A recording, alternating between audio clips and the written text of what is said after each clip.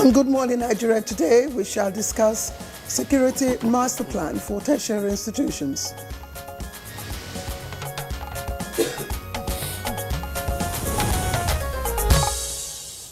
Claire, what happened to your voice? Are you under the weather or what? Well, I'll tell you once we get into the program. All right. Thank you. Okay. After the home, most parents see the school as the safest place for their children, a space where dreams are nurtured and futures are built. Absolutely. But sadly, that sense of safety is fast eroding. Now, in the last 2 years alone, at least 10 school kidnappings have been reported across Nigeria, and that involves about 600 children. Data from the Armed Conflict Location and Event Data Project shows a disturbing uptick in the abduction of children, some from their schools, others while on their way to class. Now, the recent abductions in Kebbi and Niger states are a stark reminder of just how vulnerable our learning spaces have become. And it is not just basic or secondary schools. Tertiary institutions are also in the line of fire. In Rivers State, for instance, 5 students were recently abducted from the Umuahia satellite campus. And students say they raised the alarm repeatedly, now protesting what they describe as a campus that has become unsafe for learning. Really unfortunate. We have seen this before. In 2017, twin bomb blast rocked the University of Maiduguri, killing at least 5 people and shattering the illusion that universities are off limits to attacks. Sadly, now concerned by this trend, the Tertiary Education Trust Fund, TET Fund, has announced plans to develop a comprehensive security master plan for tertiary institutions across the country. Stakeholders say the goal is better threat prevention, early detection, and a stronger, faster response when danger strikes. True. So today on Good Morning Nigeria, we will be asking the big questions. What should a real security master plan for tertiary institutions look like? And how do we move from policy to practice? The safety of our tertiary institution is not optional. It is everybody's business. Beyond the rhetorics, what are the foundational steps needed to protect our campuses? I'm Ademola Aduye. Welcome to Good Morning Nigeria. And I'm Claire Adelabu Abdurazak. Thank you for starting your Wednesday with us. And we're live from Abuja, the nation's capital. Well, thanks for staying with us. You're still on to Good Morning Nigeria on the network service of the NTA. To begin our conversation this morning on Security Master Plan for Tertiary Institutions, let's take this background report by Ibrahim Bello Gunda. The plan to develop a comprehensive security master plan for tertiary institutions in Nigeria is born out of various security threats faced by tertiary institutions, including banditry, kidnapping and terrorism, among others. The security master plan aims to enhance threat prevention, detection, and response capabilities covering various aspects of campus security, including intelligence gathering and emergency response mechanisms. The shared responsibility of campus security among government, security agencies, tertiary institutions administrators, students, staff, and communities will encourage the sharing of expertise, experiences, and practical solutions to ensure robust, future-proof campus security. This master plan is expected to establish a security framework for all institutions to transcend institutional capacity for threat prevention, detection, mitigation, and response. It is also expected to promote intelligence-led security operations and proactive risk management, protect students, staff, facilities, infrastructure, and intellectual assets, and deepen collaboration between institutions, security agencies, and host communities. The master plan will also institutionalize emergency preparedness, crisis management, and business continuity protocols, and integrate modern physical and digital security technologies into campus operations. How apt is the Campus Security Master Plan initiative how important is the preventive strategies rather than reactive approach to securing tertiary institutions, and what should stakeholders involved in campus security focus on the most? These questions will set tune for discussion on Good Morning Nigeria, as our guests are already seated for the conversation. Thank you very much, Ibrahim, for that background report and for those questions, which I'm sure that our guests are ready to respond to them. Now, joining us for today's discussion, we have Dr. Bashir Usman Kufi, is the chairman, Backers Guards and Security, retired a lecturer from ABU University, chairman, Security Institutions, Initiative rather. Dr. Kufi, it's good to have you join us on Good Morning Nigeria. Good morning, Nigeria. All right. Also here we have a retired AIG, Wilson Inalego. Thank you for joining us. Good to have you once again. Yes, pleasure. Thanks for the award. All right. I appreciate it, and good morning, Nigerians. Thank you too. And joining us via Zoom from Maiduguri, we have Professor Garba Ibrahim, Department of History and Strategic Studies, University of Maiduguri. Prof, it's good to have you join us on Good Morning Nigeria for this discussion. It's a pleasure to be with you, and good morning, Nigeria. Prof, I would like to stay with you at least. Let's kickstart this conversation.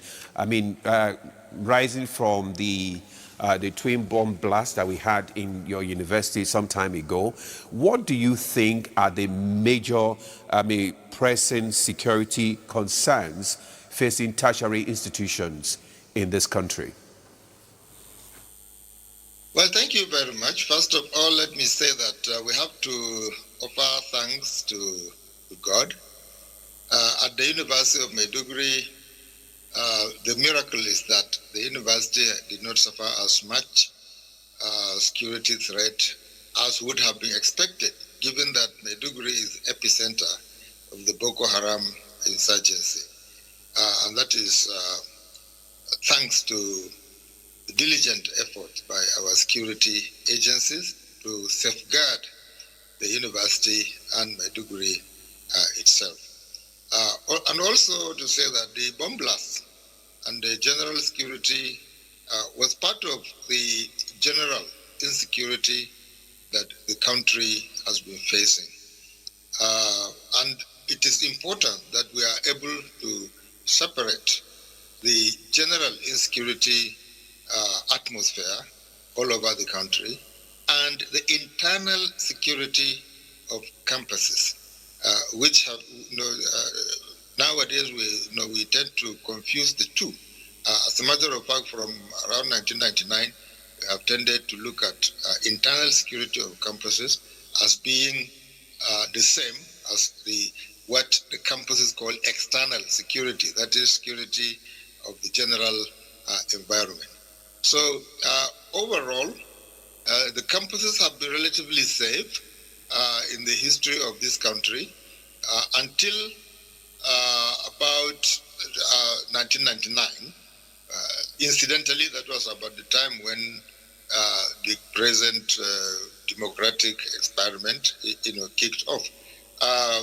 The campuses, especially the federal university, the campuses had developed their own security mechanism for regulating the campus environment, and that had been going on very well. But from 1999, the federal government, in its own wisdom, decided to outsource security of the campuses, and as a result, we see the springing up of all kinds of so-called security agencies that were there to provide essentially only guard duty, guarding installations and so on and so forth, but neglecting the wider aspect of security on the campus. And incidentally, from that time, we saw the upsurge of the problem of cultism, and other issues that wrecked the universities, and even religious extremism that wrecked the campuses. And the universities were helpless to confront it because their own internal system of security management, was disrupted. This has spread across the country, all the campuses in the country. And incidentally, we have also seen during this period the upsurge of the establishment of state universities and also of private universities. So the problems keep multiplying while the internal mechanisms for containing these problems continue to be weakened by an insensitive desire to either reduce cost or to centralize matters. And that is why I am interested in hearing the discussion about this,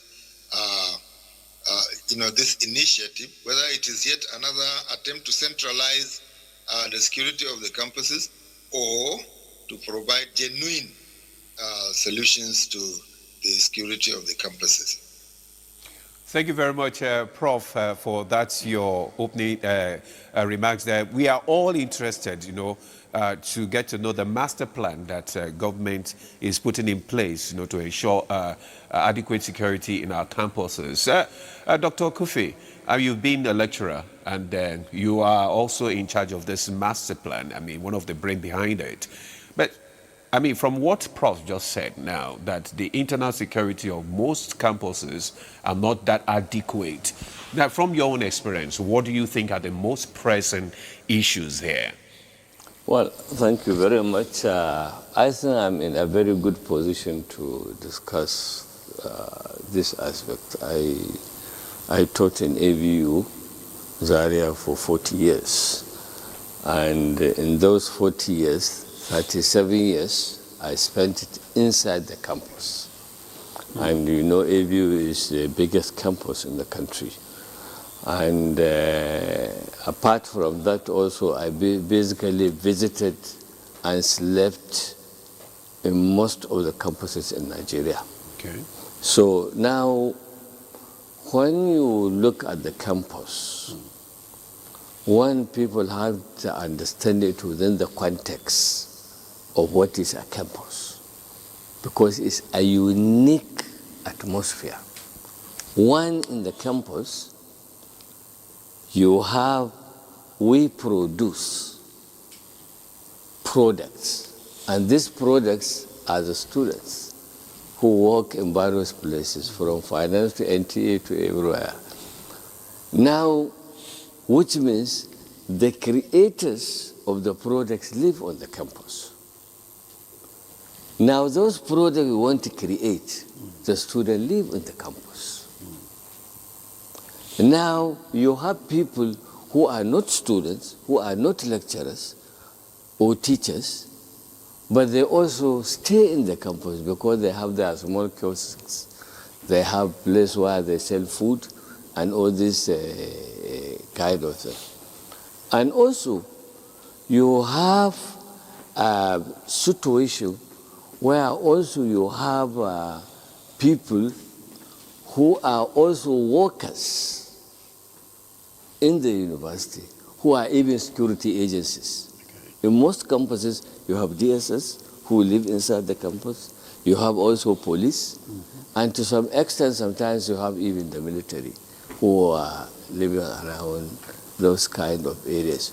So campus is such a unique place that you need a comprehensive, integrated, actionable program so that they can be able to make their environment secure.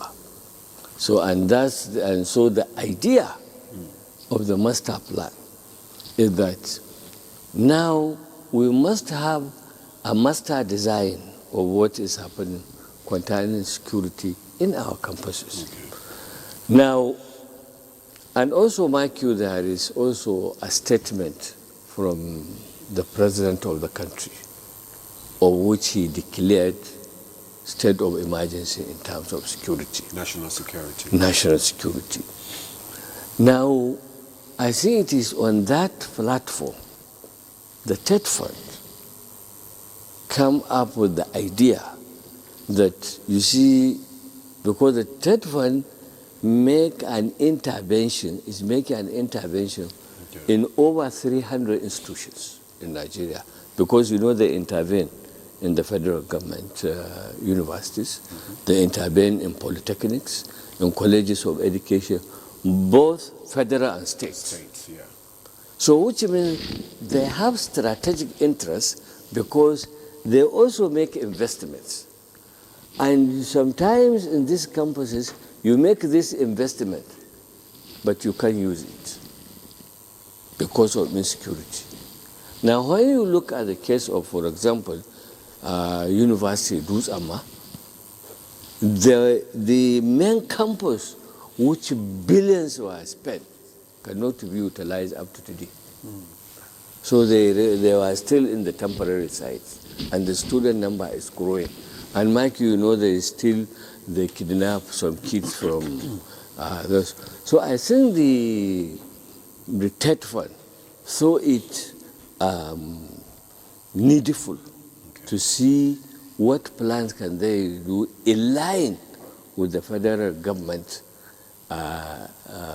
position on this. And I think they find themselves in a very strategic position. Number one, the executive secretary of the TED Fund was a federal permanent secretary, and now as an executive secretary, so we have a holistic understanding of the Nigerian strategic structure bureaucratically.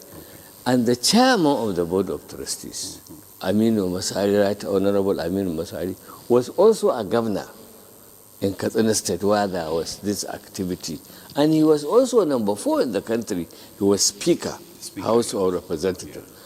And I know through our security initiative, I worked closely with him when he was the governor of Katsina. We almost stamped out the banditry in Katsina during that our activity. So based, I think, and they make an approach, we discuss it and say, look, there is need to have a master plan for tertiary institution.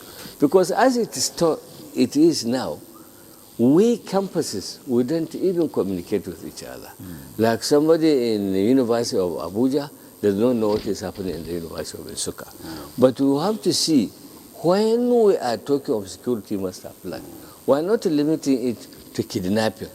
No, there are violence against women, there is cultism, there are, yes, you know, so, and harassment and all this. So if you didn't integrate this and also orient people, so it should be also people-oriented. That's why we kick-started when we are talking of the master plan.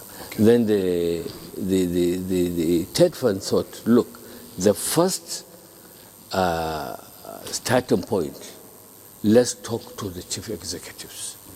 So they invited the chief executives of all the universities in Nigeria, and then the head of the Institute of Polytechnics and colleges of education. But then who are those under those kind of people? Then we say, okay, get the deans of students, get the chief security officer, and let's brainstorm, and let's know even what is. Because even in the security master plan, you are thinking, every area has its own peculiarities. Like you don't concentrate much on banditry when you go to maybe University of Lagos, or you go to maybe University of Ile-Ife.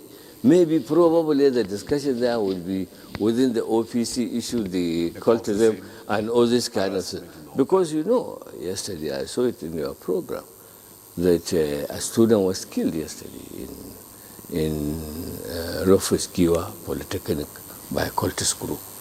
So also when you are going to Borno State, Maiduguri, the emphasis there is no more on banditry but more on Boko Haram. So you have to analyze it within the context. And that's why we gathered professionals, and I'm happy one of our resource persons is here, who's a well-known let me just introduce him, Dr. Yahuza Getso. as a security, intelligence, and investigation expert. He came in when the discussion, started. Dr. Getso, it's good to have you join us on this discussion. All right. Morning. Okay.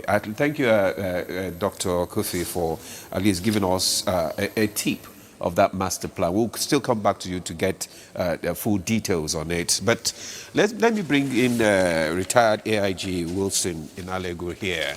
I mean, from your experience as a security expert, from this master plan and the issues, security issues in tertiary institutions, what do you think are the major pressing, substance here?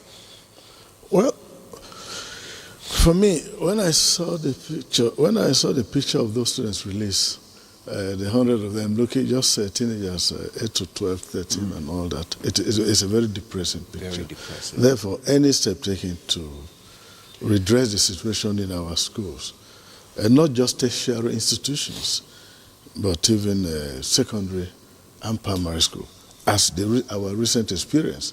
That's why the Safe School Initiative. I think, for me, I think we've had the Safe School Initiative. It appeared to be working, which was set up after the Chibok girls kidnapped in 2014. And in 2015, the Safe School Initiative gathered steam. And then there were the mass kidnap in Katsina. But when everything seemed to cool down, we seem to think everything is normal. Now, there were kidnaps in Niger, in Kebbi, and now suddenly it has jolted us to action. But I think getting the master plan, for me, is good. But I just want to think that we have a national framework, which is the National Security Strategy Document 2019, which outlines the way security is conducted for the different sectors. Okay. But that document, compiled by the Office of National Security, I don't know if they have a fresh one, but I know there is one in 2019. And now, it did not quite emphasize what I think needs to be addressed, and that is the issue of local government, of our communities. Because you can have the best security within the university itself, but the university exists in an environment. And if you do not, any plan that does not carry the local government, and so the situation that we have in our country is we've got to look at security from ground up. And if we look at security from ground up, we begin to look at, because 70% of crimes, whether it's terrorism, mass kidnap, they occur in a community. And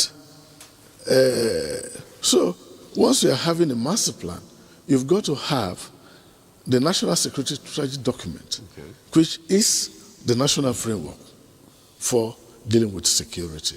And so the issue I want to look at is, if we don't have that integration from the community, and it doesn't just happen in a vacuum, the local government must have active security committees, which are decentralized committees of the state security committee. The local government security committees are the decentralized committees which deal with conflict, local intelligence, local response, because this is where it happens. Now, the Safe School Initiative was meant to address all this, but I think there is kind of inconsistency in the implementation. It never goes consistent, because when something happens, everybody is jolted to act, and that's the situation that we have. So if we are having a national master plan, I would advise that we look at the National Security Strategy Document 2019, the National Counter-Terrorism Document of 2013 and 2016, and then the National Counter-Terrorism Center, they have a plan, I think 2025 to 2030. We've got to look at those plans, because so that we operate within them. So those who are tasked with this, designing this master plan, must look at these three documents that I have mentioned, because even recently, I think the House of Representatives, I think they had a special session in dealing with the issue of security, and they recognize the issue of the local government, the role of the traditional rulers. It is the integration of this that will create a safe environment. And then when you have a safe environment, it's easier to have a safe school. Because when you hear the kidnap, if they kidnap in the township, the bus is going to take them. So in the rural areas, they just melt into the forest, they melt into the bush, and it's difficult to find them. So in any plan that we are having, and I think we need to have this integration, it is going to help. And now when you go outside, when you look at our campuses, where this take place, it is only in Nigerian universities. If you are not a student, you are not a lecturer, you are not a worker, what are you going to do? And so we need to have this a bit of high-tech, not so much of high-tech communication. Recently I was out of the country, and we had all our engagements in a university. And once you are going to the university, as you get the effective access control, your picture comes. Based on that, your picture that appears, the gate opens. Okay. But a situation where you have petty traders, you have business centers, and anybody just can drive in. All comers affairs. All comers. It means they're able to carry out surveillance. And once they're able to carry out surveillance, gather intelligence, and study the vulnerability of the university, it becomes easy. So I think there should be investment. I think TEDFON should invest in technology so that access control to the universities are has. That is why the University of Maiduguri and other, but you can't say that for those in the rural areas. So the point, in summary, what I want to say, we must have an integration. We must encourage, first of all, engagement with the local government chairman, engagement with the emirs, with the obis, with the obas, engagement, give voice to critical stakeholders in our communities, because we will not talk about tertiary institutions, because what is happening is happening in primary school and in secondary school. So we must have an integrated whole. An integrated form of security network. Thank you very much, AIG Wilson. We'll come back to you later. Let's bring in Dr. Getso now. I mean, Dr. Kufi has given us a tip that you are one of the planner of this master plan and one of the resource persons there. Now, from your own experience, I mean, we're laying the foundation now for our discussion concerning the security challenges that we have in our tertiary institutions. What do you think are the most pressing issues there? And because from what Wilson said, I mean, all this master plan, all this security, there have been policies before, but the implementation has always been the major challenge. From your experience, what do you think are the issues? Well, I think it is very important and essential for us to look at the number of outlines, one of which the relationship between the units and departments, as well as management and administration, as well as the security in our tertiary institutions. That is one. Secondly, we need to look at how long and for how much have we been doing need assessment, revisiting our security architecture within these institutions, and how effective has it been, and what are the gaps. And at the same time, host communities can be vulnerable to the institution. The students, staff, and others who are interacting. Maybe there are business communities, there are partners, there are ordinary hawkers who move around the institutions. They too, they can be recruited easily by any of the group of criminals. Like mentioned by Dr. Kurfi as well as AIG, we have different kind of groups that interact with the institutions. And government have made a lot of investment, and having this document the national strategic what, national what, national what. What does that mean? How do we link those documents with the local governments? How do we link it with our leadership recruitment strategy? Because we need to be very, very careful. Sometimes we miss the gap, the disconnect between the polling unit level, the political ward level, and the institutions. What is the level of ownership have we been given the local government authority, which is the local government, the host local government of those institutions? How are they interacting? How are they interacting with relevant stakeholders in terms of security management in the country? The police, the civil defense, the immigration, the custom, the military, the DSS, and the rest of them. Okay. And yes, of course, among the students, there are students from police institutions, there are students from DSS institutions who might go back to those institutions in order to acquire additional certificates. How is the government interacting with them? Okay. What effort have they been making and what inputs? And for how long do we have to have these documents, like the AIG mentioned, 2015, 2000 and that, 20, this and that. Several documents. Yeah.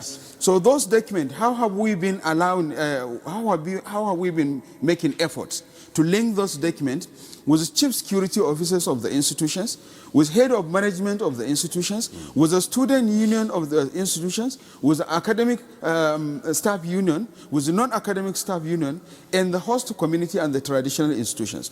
In most cases, you realize there are even a union of Achaba Okada groups. Okay. There are a union of tricycle riders who interact within the institutions. And anybody can come in and anybody can go. I always mention there are a number of Boko Haram members in our institutions for 3 purposes or more.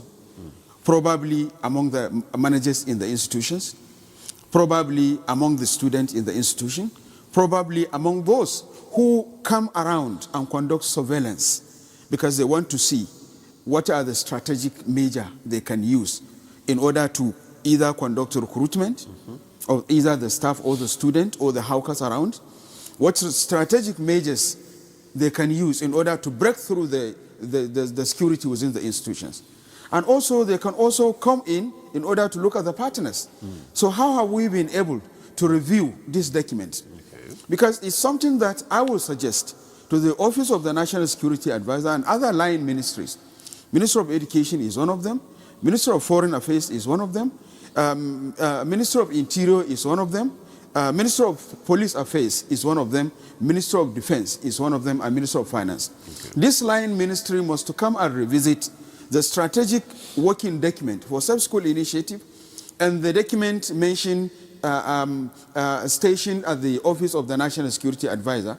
I'm very sure and optimistic that during the course of exchange of activities, probably the touch point, the other institutions like probably the police and civil defense might have had interactions based on happenings, the Yahoo activity, the Boko Haram, both ideologically religious and the criminal perspective. Okay. Because the crime within our institutions are divided and they are subdivided. Whatever we have in any of our communities, whatever we have in the south, in the southeast, in the northeast, in the northwest, in the north central, we may also have it in Ahmadu Bello University.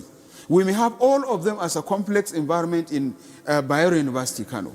We may have it in the Nigerian University on Nsukka. We may have the something in University of Lagos. Because you cannot deter, you cannot ask anybody from Kano State not to go to University of Lagos. And you don't have systematic strategy. I will advocate for all the institutions to develop a background profiling document for all the students and the staff. That will help in checkmating the behavior and attitude and also understanding where Mr. A and Mr. B came. And then the security department should be allowed to random sample those documents and scrutinize them so that we know who do we have and how do we move about and then building on. Okay. I'm very optimistic that many of those international criminal societies, ISO, Boko Haram, Yahoo, and the rest of them, they can easily come into our institutions and conduct recruitment and also institutionalize a system that will be very fragile. And the institutions or the government may not understand that is happening. Probably until after 30 years. When the student will graduate, he has already been recruited, he has already been trained, his capacity has been built up, he has established network with all the criminal networks and so on and so forth. So he will be re-engaging others, also incorporating them among his family members, and those his family members will also be extending the smoke of those behavioral perspective, and then before you know, those documents that are lying in these institutions or are lying in the office of the National Security Advisor, the other lying ministries of the Minister of Finance and the rest of them, are not really speaking to the real situation on ground. All right, thank you very much. Let me just introduce my colleague, Victor Azu, who has just come in to replace Claire. Victor, you're welcome. She has to take care of her voice. Yes, she has to take care of her. But before, let me just allow you to rest while you listen to the discussion so that you can add to it. Dr. Kufi, I mean, you've listened to Dr. Getso talking about, having a background, check for students, and also AIG in Alagu talking about, integrating the local communities into it, and also the use of employing technology as also part of it. Tell us, what are the key elements of this master plan? What are the key elements of this master plan for tertiary institutions? Well, you see, number one, we have to know we are in critical security situation. So the whole essence of this is what do we do immediately for the situation on the ground in the country. And I think it was the basis of the statement of His Excellency, the President of the country, that you are under emergency. So under this context of emergency, and I see it is on that basis. Yes, when you are doing master plan, I mean, you need the literature review. You want to know what and what happened, like what DIG said and what to some extent. But the key element, we have to see what is actually happening. Let me give you one example. A lady came to my house in Katsina, in the village. I live in the village. She was kidnapped. I released.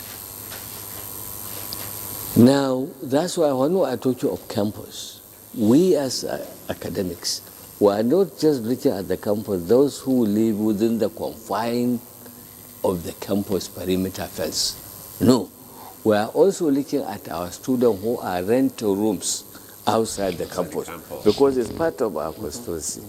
And we should be interested of who are even the landlords of those houses, because maybe the landlord himself is a criminal. So now this lady,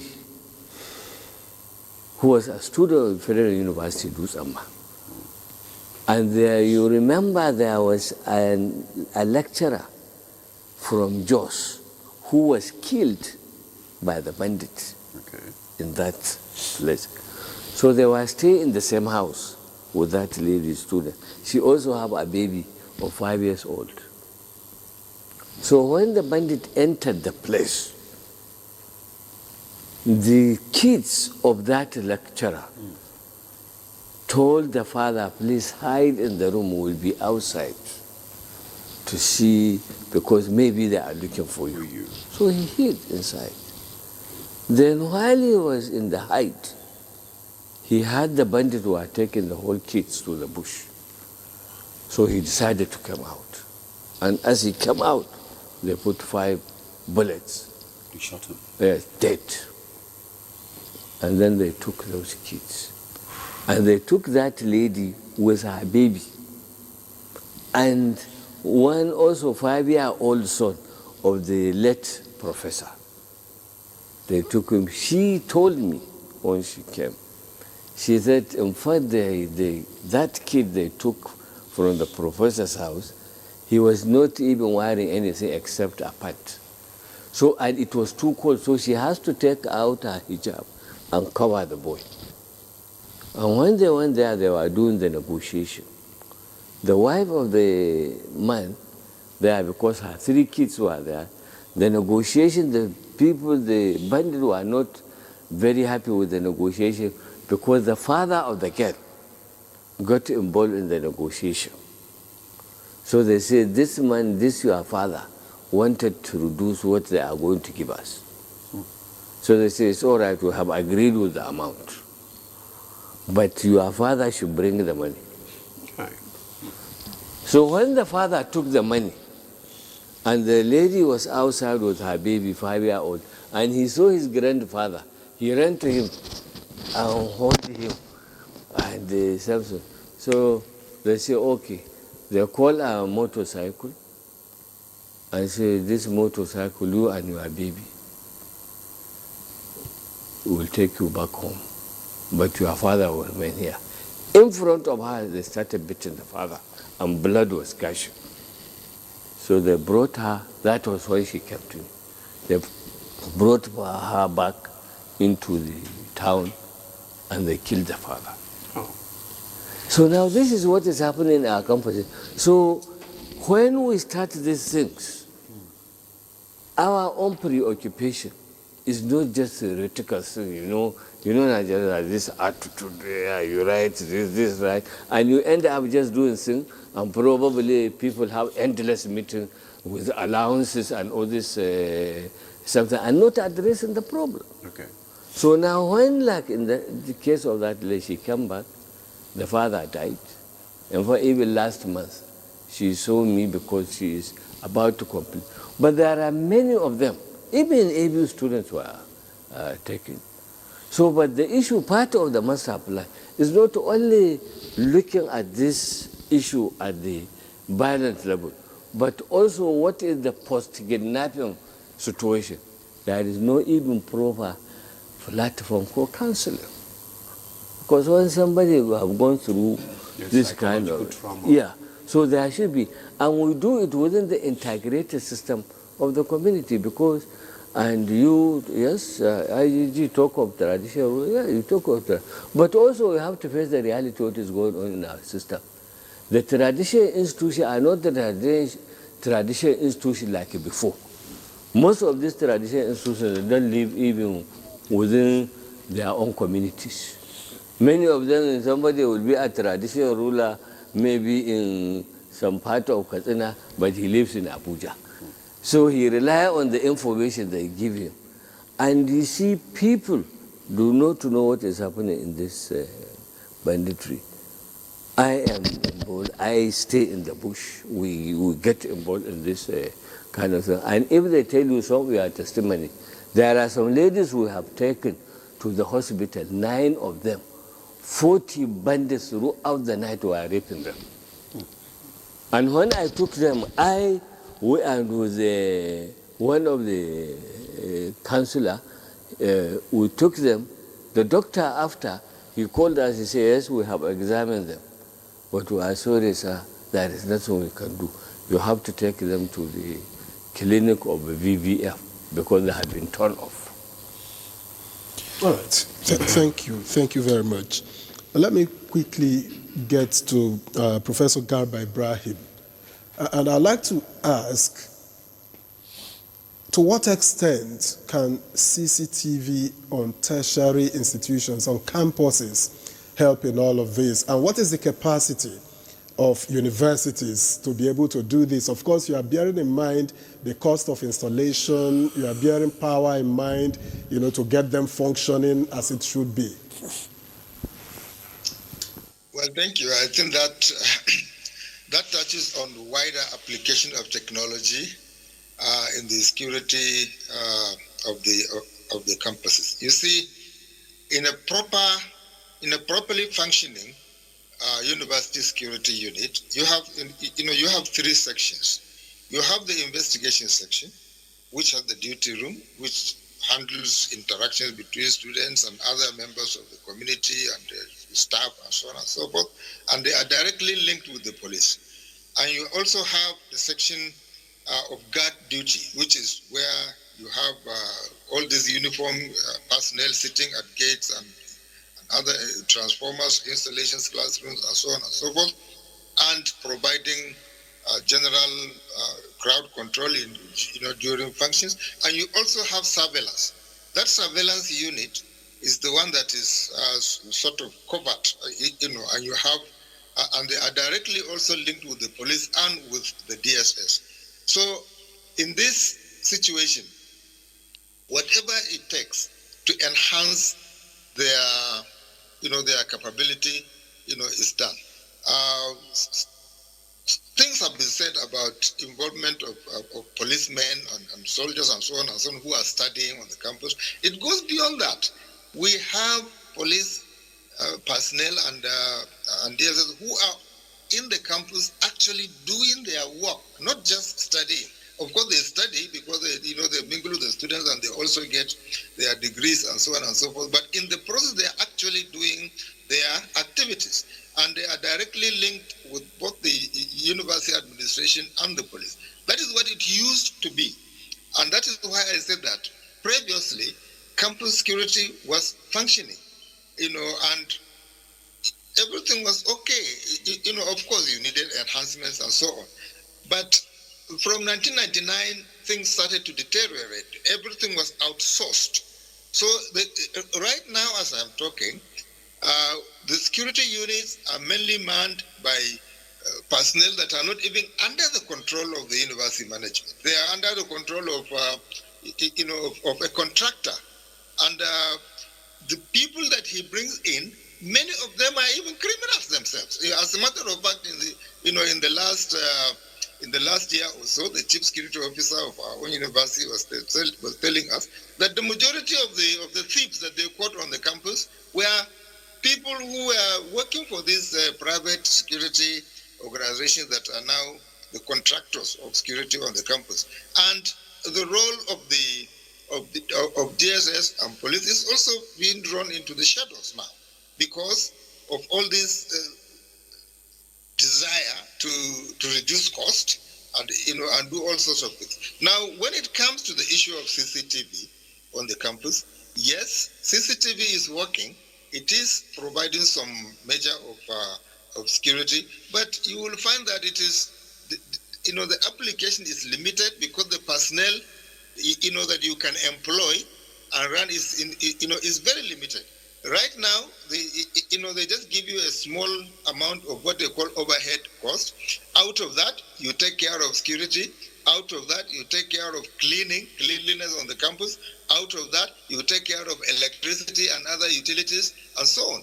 And it is not more than 20% of what you need for all this. The result, they say, the rest, they say you have to, you have to do it from internally generated revenue. And at the same time, you cry because the school fees, are very high, and so on and so forth. So the whole thing is, is multidimensional, and it is not being enhanced by the attitude of government towards funding, at least in case of the public university, that is the federal and the state universities. And if we are crying that the federal universities are poorly funded, don't even talk about what is happening at the state universities. For the most part, the state universities are no more than private universities, very poorly funded. So generally speaking, the issue of employment of technology would have been very useful in addressing the security situation, of the campuses. I am also mindful of the very important point made by Getso that it is not only those who are living on the campus, that are the concern of the university, because increasingly a larger percentage of students are living off campus. At the very least, you would have about 50% of the students of residential university living off campus. And there are many private universities now that are not even residential at all. So the students are all living off campus. And universities have to be concerned about the security of these students. Okay, Prof. You want to comment on that? Because I wanted to ask him about the risk assessments, that they have in the institutions. Because many of, Dr. Getso mentioned something like that.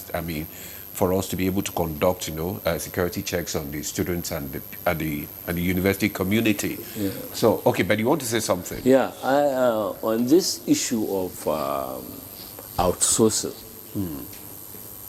I think, personally, I think it's very dangerous for university to outsource security to private security company. Because private security company, when they go to a place like a university, they are entering there as a business to make money. So which means the quality of service, yes, may be okay, but it will reach that it is the issue of profit. And I don't think it will be tactical. I remember some 6 years or 7 years back in ABU, we got this circular of outsourcing. We rejected it, so I'm surprised. So there are some universities who are having private something. Because not only private securities, also this outsourcing, if you can do it in ministry, you can do it in the university. Like even taking the estate department, where they manage. Because by the time somebody is having access, and you have a private security company having access to all your installation, of which there is no proper check, background check of those workers who are working with the private security, there could be some serious implication. So I think that one is something which must be checked and should be stopped if we want the security of the university. All right, thank you. Thank you very much. We've got some messages coming in, which I would just like us to quickly take so that we can also react to them. Now, this one is from Dr. Joseph Suberu from University of Uyo. He says, to enhance security on most of the federal and state universities, there are two actions that must be taken immediately and seriously: grass clearing and solar lights. I have been around universities and colleges of education in Nigeria, and it appears as if the campuses are always, in most cases, overgrown by grasses, shrubs, and thick vegetation, which serves as hideouts for criminals. All right, and this one is from Ambassador Caleb Gindiri in Plateau. He writes, Peace and Security Club should be established in tertiary institutions and Peace Club in secondary schools. Okay, thank you for keeping it short. This one reads, Good morning, Nigeria. I am Hafsat Usman Idris. I have listened to all what you say, and I appreciate all your suggestions. Thank you. And finally, from me, involving the host community and being proactive in campus security is the best approach to the issue of securing our tertiary institutions. That's from Ibrahim Biu in Borno State. Okay, maybe you want to respond to some of this. First of all, I want us to, what crimes or security issues are we dealing with when we are talking about campus security or threat to our institutions altogether? We are talking about terrorism, kidnap, especially mass kidnap. We are talking of, because for this, we are not talking about theft and all the other issues that go on in the universities. A lot of cultism go on in the universities. And I think every university should design a security plan, a proper perimeter fence, and then access control is very critical. Now, even if you live off campus, but if you're a student of the institutions, your data must be in the security system. That as the moment you approach the gate, your picture comes and you go. Which means on a daily basis, you know how many students, you have the identity. You are able to deal with insecurity within the university system. Yeah. Things like shooting, gun violence, and the rest of it. So in dealing with that, if every university should have a plan. Okay. So once you have that plan, you're able to deal with those things. But I think that our universities are very porous. You don't have even perimeter fence. You could just come in from any angle. But so, Prof has tied all of this to funding because the universities are large. No. When we are talking of funding, the master plan is being sponsored by TED Fund. Our TED Fund has money. TED Fund can start with pilot in some universities.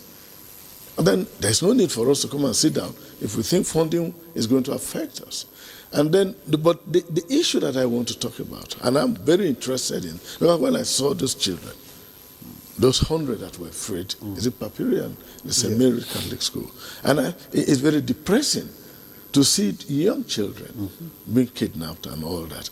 And this happened mostly in the rural area. So, and I think that in dealing with this subject matter, I talk about rejigging, supercharging the local government security architecture, which appears not working.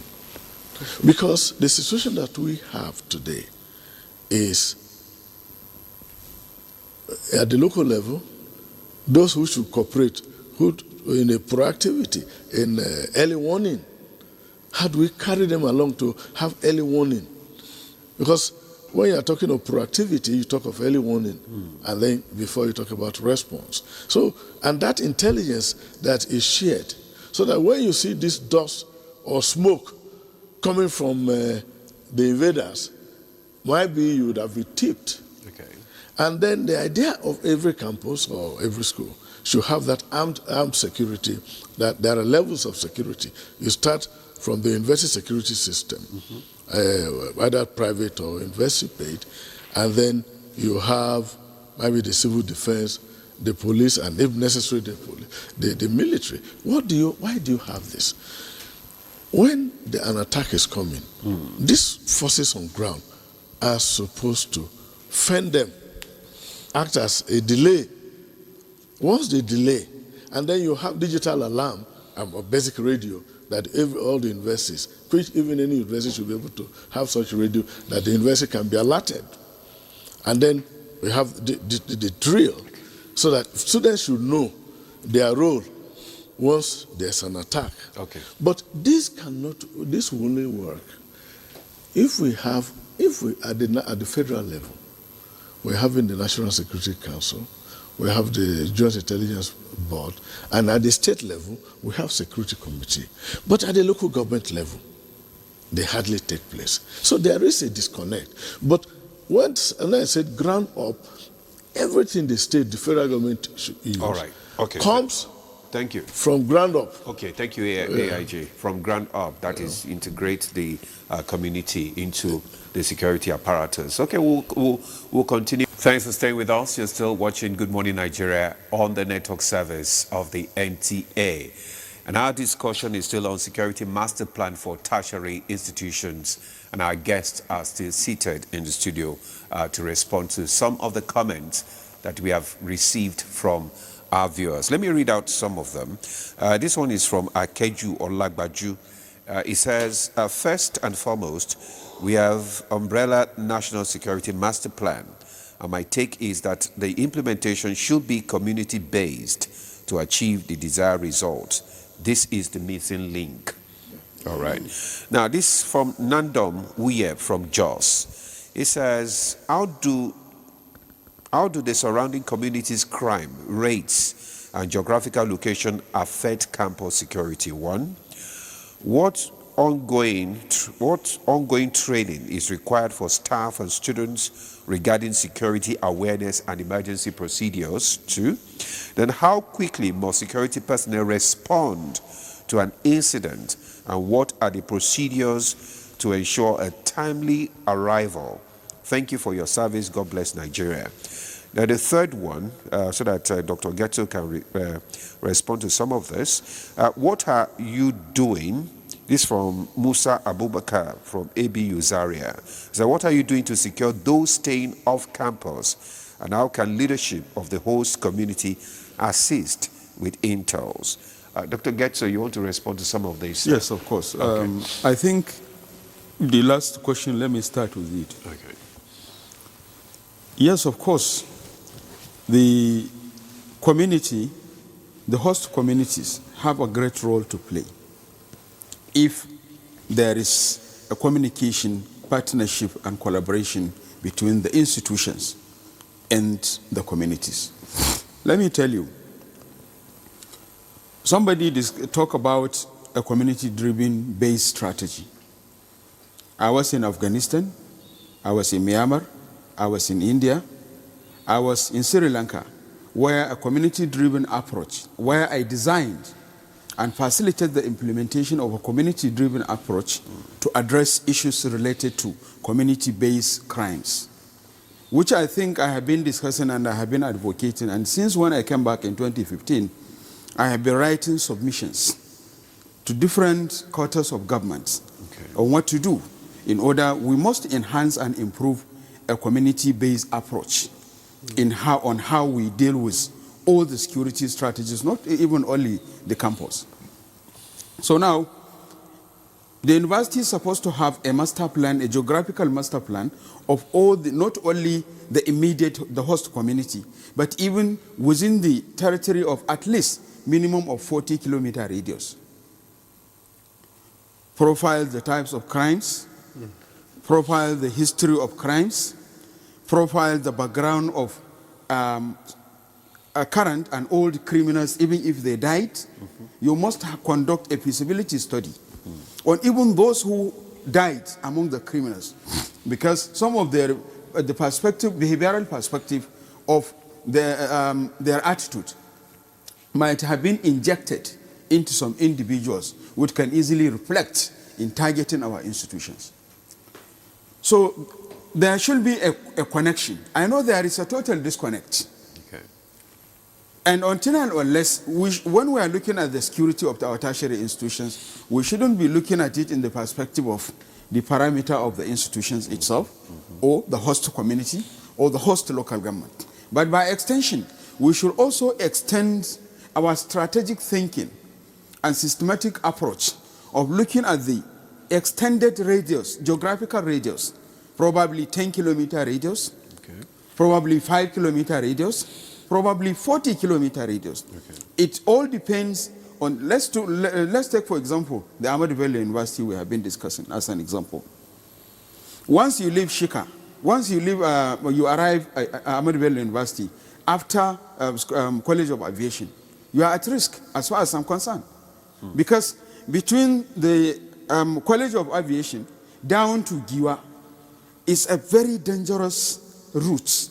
There are a lot of dangerous criminals at the back, 30 kilometers at the back of the university, and also a route of the university, and those who communicate between Zaria, Giwa, Shika, Marabanguga, Funtua, Shemi, and down to Sokoto. So those who are interacting with those communities, most of them, there are a number of motor parks. So how do you profile them? What do you look into? So in a nutshell, not to take it longer, it is very, very necessary and essential for security department of each institution to conduct profiling, social profiling, security profiling, and background check. And also, out of that social profiling, it must identify who are the immediate responders. Okay. Somebody asks a question, when is it effective for a security agency to respond when there is an incident report? Yes, of course. We consider each risk as a security threat, and the security threat is not expected to have any delay. It should be immediate. And that is why there should be a kind of a close communication, not between the security department alone. There should be a quick communication between the security department, the traditional institutions, the civil society organizations, and community-based structures. A student union of campus, they should be. Government should encourage initiating the structure that will have a database on who is living and where. Okay. And there should be a strategic mapping for the houses or the locations of those off-campus hostel Either it is rented or either it is... Government, also the university should have a collaboration and partnership with the owners of those houses and rooms outside the campus, so that they will know who are the guards around the area, who are the vigilance, and the communities must be encouraged to see something and say something. And there must be a dedicated line or numbers, phone numbers, between... That is where it's very important for all the institutions to collaborate and partner with communication, the service providers, to provide them with numbers, toll-free numbers, that can easily, if there is anything, when you see something, this is where you say it. And there should be a suggestion box everywhere. And those suggestion box, students, staff, and everybody coming around the university should be encouraged. All right. To use the community-based approach. Even it means using the local language to write something and drop. And then it shouldn't be the normal drop box that we normally have. We keep them for 10 years, 30 years, nobody is checking. It should be checked on weekly basis, and there should be a briefing. AIG talk about the reactivation of the local government security committee. As far as I'm concerned, 774 local governments that we have in Nigeria, they have active local government security committees. But the problem is participation. How many university chief security officers are attending the monthly local government review meeting? Most of the local government chairmen are not attending. They normally send the vice chairman, who cannot make a decision.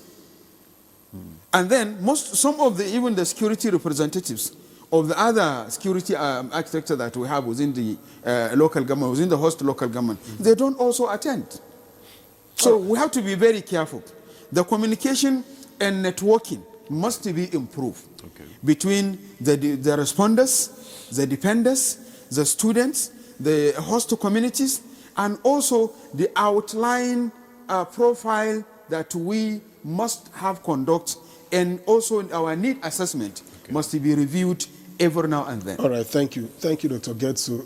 I'd like to get back to Professor Garba Ibrahim. I see that he's back with us. And I'm asking, based on your experience in the university system, would you suggest that on the basis of security risk assessment, that some campuses should be relocated, redesigned, rezoned, or something? Can amendments be made based on security risk assessment? Well, first of all, I don't think it is a matter of relocation. After all, if you are having security challenges, you should develop a mechanism to respond to it. It is not a matter of running away. I tell you, at that time when there was a bomb blast, and I want to correct the impression, actually there was one bomb blast within the university. There was one scare, but it was not a bomb blast. The other time when we had security breach in the university was when Giwa Barracks was attacked, and the soldiers were responding. Some of their stray bullets naturally entered the campus because we are very near. But when we had that bomb blast and a professor, was and the university senate convened on an emergency meeting to consider the response, the students of the campus actually protested that there should be no attempt to close down the university because of that bomb blast. So that was how resilient it is. And there is a robust engagement system between the university and the community, at least at the University of Maiduguri, and with communities surrounding the university. Unfortunately, even though in the past, communities, even far-flung away from the university, were involved in the network, the insecurity dislodged many of these communities, and therefore the system was disrupted. But right now, there is a very good network between between university, the university community and the community of Maiduguri. We call it town and gown, and it is a very robust community. Almost every committee that is operating in the university has representation from the town, from the town community. And the university also participates in committees emirate council, local governments, and also of the state government. So there is actually a very tight communication there. And I think that is how universities should be able to respond to their own specific kind of challenges that they find wherever they may find themselves. I know that some of the universities, the location of the universities in the first place, were ill-advised. It was just politically motivated. Somebody wants to take a university to his village and so on. But once the university becomes a community of itself there, then it should be able to respond to its own challenges. I don't think relocation is the answer. The answer is what Dr. Getso, has been saying. The university should develop a robust connection between it and its immediate catchment area, so that it can leverage on that in order to enhance its own security. That is my take on it. Okay. Thank you very much, Prof. But I still want to stay with you because someone asked a question which I want you to respond to. We'll come to you, Dr. Getso. And the question is, what ongoing training is required for staff, or do you have for staff and students regarding security awareness? Do you conduct regular training for them and emergency procedures in tertiary institutions? Well, in University of Maiduguri, yes, and in those institutions where I headed, we did institute that because I tend to be very, having been Dean of Students at the University of Maiduguri for 5 years, became, especially in the period of the millennium when there were so many problems, security consciousness was ingrained in me. Wherever I am, I tend to take that into consideration.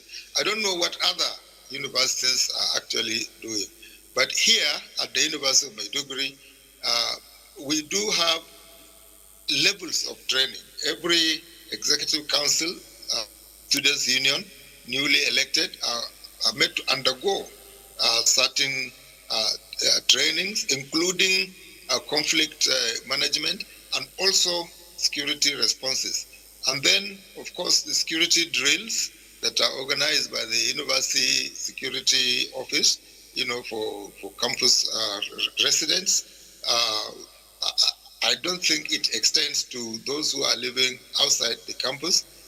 But I also know that the Security Office of the university liaises very closely with the Divisional Police Office, at Gonge, and other outlying divisions. And we do have, therefore, some measure of training that is, but mostly security consciousness. Because the important thing, as see, we can't take up arms, we can't do much, we are a box-in community. So it is security consciousness, being conscious of what the challenges are, and being able to know where to report if there is any problem. And this has been working actually very well at the University of Maiduguri. Thank you very much, Prof. Thank you for your submission. Okay, Yeah, Dr. Getso, you wanted to say this. Okay. Notice boards are very, very important and useful in terms of creation of awareness in our institutions.